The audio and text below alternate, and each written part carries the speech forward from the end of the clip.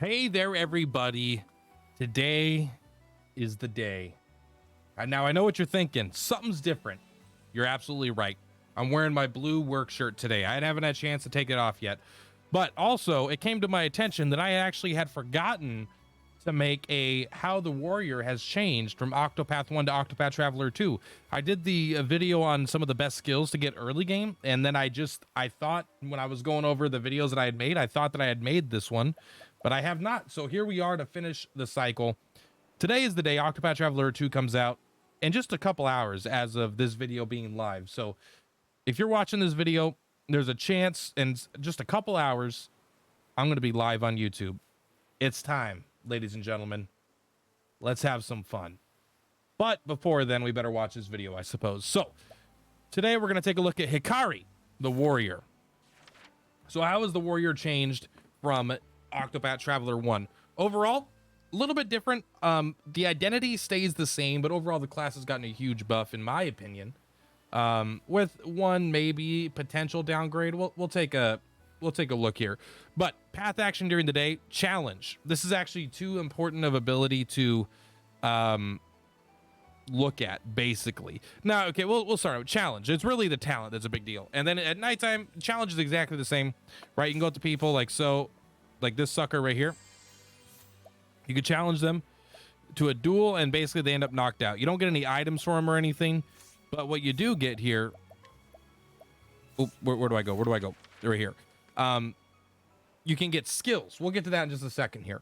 Path action at night is bribe, so you could use money to get information from people. This is very similar to just doing it for free during the day with other characters, or with other characters like Temenos here, right? You can coerce at night, do it through a little battle. So this ability feels a little redundant, but I don't know. It's nice to have. If you got a lot of money, this is definitely going to be the easy way to get things done, I suppose. And maybe the bribe has some different outcomes than coerce, depending on the situation. Not sure.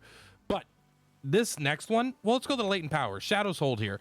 So there is no latent power on Ulbrich. However, this character has probably one of the strongest, probably top 3 strongest latent powers.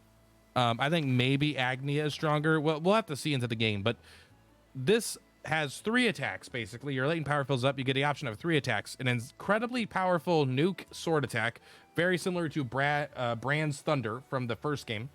And then you have an AoE spear attack that hits, you know, it's a nuke. It's not quite as strong, but it hits everybody. And then you have a really, really cool 2-strike sword attack. It's a nuke, basically. It does a ton of damage, at least in the early game. And then it just, you know, slice. But then after you use it, you get to act again at the end of the turn. So you get a full additional turn at the end of the turn as well. Now, this is potentially better, potentially worse than Throne's, where Throne has just a second turn, just in general. Does more damage. I think this will probably do more damage than hers, but she has a lot more flexibility because she could use the turn 1 to use healing items, or to use, you know, normal items, or to debuff and then attack, or attack and then debuff. She could do anything she wants in any order she wants. So that could be better in some situations, but I think this is going to be better for a pure damage standpoint. But yeah, those are very cool. Now, the learned skills, this is almost too big of a buff. Everything else is relatively small changes. This is a big one here. The amount and variety of skills that Hikari can learn are huge, and they're very powerful. Now, I don't know how well they'll scale into the late game, but in the early game, they're nuts. Just the ability to throw gil. It's not gil in this game, whatever. To throw money. You could throw 2,000 money to deal 4,000 damage to a broken foe. In the super early game, below level 20, 30, that's going to be an insane amount of damage. That's only for one character, by the way. So that might trivialize a lot of fights, but I am down with that. Lots of cool versatility in this. I have a video on it going over the skills already. I've talked about it ad nauseum in my other Hikari videos. I don't want to spend too much time talking about the talents, but basically this will allow him to cover every single element in the game. I'm pretty sure. Like, I've seen fire, I've seen, you know, dagger, spear. I mean, not spear. Bow, axe. Like basically every physical element. And then I've seen at least fire in the magical. I'm sure there's more throughout the world. And then there's a bunch of utility abilities, self-healing, self-SP, you know, self-buffs, debuffs on the enemy, all kinds of stuff. So incredibly powerful skill that is definitely worth not overlooking. This is the biggest upside to this character in general, other than being a badass cool samurai. Now let's actually look at the skills here. So, oh, let's go here. There we go. So let's go over the ones that have not changed. We have Abide, same exact. Raise your own physical attack for 3 turns. This is cool. You're probably going to be using a dancer for this, but the fact that he could do it himself is still nice. Stout Wall has not changed. Raise your own physical defense. Now, the one that has changed a little bit, but has the same name, is Incite. And I don't know if this has actually changed or if it's just the wording is different. But Incite used to read, become more targeted by enemies for 3 turns. Now, this is a guarantee effect. You draw foes single target attacks to yourself. So anything that only targets one of your characters will have to target Hikari here, which is for 3 turns. Not even 3 times. It's 3 full turns. So that is huge. In fact, it could get him killed. But if you're properly equipping yourself against it, then you should be fine. But this is very powerful for helping keep other characters alive. So it's pretty much the same thing, I think. But the wording is differently. So these are the abilities that are the same. Now, the ones that are all different are the rest of them. The attacks, it's actually kind of very interesting. The attacks are all pretty different. So we used to have level slash, which is an attack all foes of the sword. Now we have aggressive slash, a fucking huge upgrade. Maybe not literally, but fuck does it feel good. You do random sword attacks 3 times. So, you attack random foes 3 times. And this goes to 3, 4, 5, 6 attacks. So you use this at full charge, and he just goes, and he goes, fwah, just like, it's so fucking cool looking, and it feels so good to do that. Even like a full BP level slash was reasonable, but like this feels way better. This is a shield breaking machine too if they're weak to swords. God help any foe weak to swords. Other than that, they got rid of Spearhead and 1,000 Spears. And we basically got this instead. So Spearhead, for those that don't remember, you do a single target foe attack, and then you move earlier on the next turn, and then 1,000 Spears, you attack 5 to 10 times random foes. It always missed, but like half of them at least. They got rid of both of those for a very different ability. Now you have a very powerful single target spear attack with full boost. It's a 100% chance to deal a crit. So you have a very high damage with a guaranteed crit on a foe. I feel like this ability will be one of the first abilities to hit damage cap potentially, other than maybe like a latent power. If someone's weak to spears and you hit them with this, like they're just gonna blow up, right? Especially with 100% crit. And if you have a way to increase crit damage, I'm not sure if you do in this game, actually. I haven't even thought about that.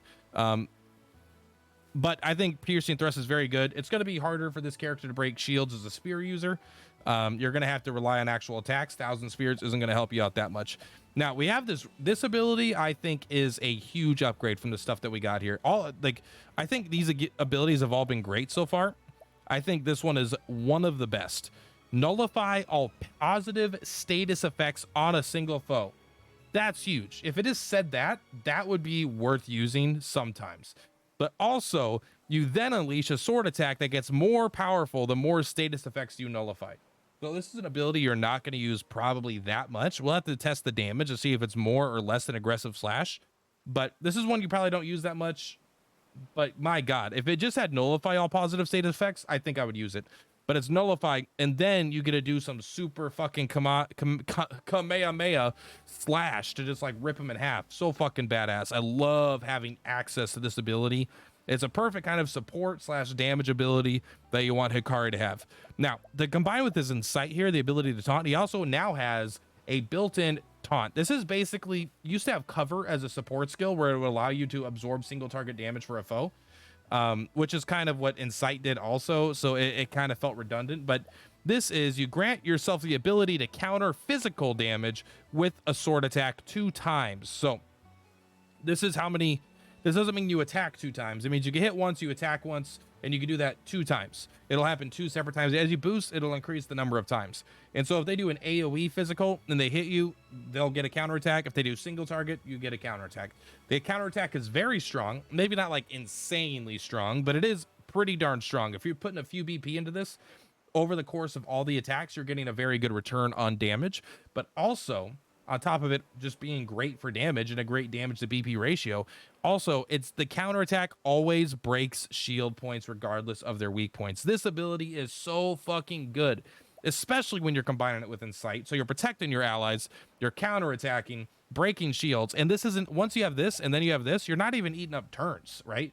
You just cast these and then they're on there, and now you still get a counterattack when they're attacking you, and you get your full turn to hopefully keep yourself alive. Probably Stout Wall or something. We'll see. It depends on the foes for sure. So overall, incredible good abilities. Like, my favorite set of abilities potentially in the game. Now, maybe I would get rid of an Abide or a Stout Wall for something a little more flashy, a little more elemental damage or something. Maybe if you had like lightning on a single target, that would be really cool. Just to have access to it. You'd almost never use it, but that's okay. Now, as for support skills, 2 are the same, 2 are different. First one that is different, Bolstering Break. Very cool ability here. Raises the equipping character's physical attack when breaking an enemy. So Abide is even less useful here most of the time. You could raise, 1, because it only targets you, but 2, if you break something, you just get a free physical attack boost anyway. Now, you have to be the one to break it, so this is not something you're going to use in most fights. You might have it equipped for the first half of the game just because you don't have enough abilities to equip all the stuff you want. But this is going to be something you're going to equip when this character is like, when there's a character weak to sword, right? And then you can attack 8 times or something, break them, switch your latent power, use your latent power super sword attack, that kind of thing. Like, that'll be when this gets used, and it'll do insane damage when it does. But for the most part, I don't think you're going to use it all the time, because he's not very good at breaking characters outside of sword, or, you know, sometimes with Vengeful Blade, he'll get it done, but it's definitely not the most common. Summon Strength, get 50 more physical attack. Seems good. Probably an ability that gets replaced down the line, but very good early on in the game. This is a huge damage boost in the time where you need it. And then when it kind of falls off, you might switch it out for something else, get a little less damage or a little more utility. Latent Power Plus. This is one of the other new ones. So you used to have Endure. So when you were inflicted with Poison, Sleep, Confusion, basically a status ailment, you would get physical and elemental defenses increased. Now, you just raise the amount of latent power gained by the equipping character. So you gain more latent power, so you could use that really, really powerful latent ability even more. This is one that we might be getting on every character just because it's very good. But it really depends. It depends on how good it is. The wording is good, but if it's like 10% more, I don't know. Really what you want it is to get at least 1 turn sooner than you would normally get it. Maybe if it's like 2 turns sooner, then that's huge. But you want the breakpoint to be like, if it would take 2 turns or 3 turns to get your latent power back up, on average, you want it to take 2 turns, you know? That way you get to use it way more during the fight, every other turn or something like that. So this could be good. It depends on how buff it actually is. If it's like double, that's fantastic. If it's like 10%, it might not be good enough. And then the final ability has a different name, but its wording is exactly the same. And so I'm struggling to understand if there's actually a difference here. But it used to be called Surpassing Power. Increase the maximum damage that could be dealt by the equipping character to 99,999.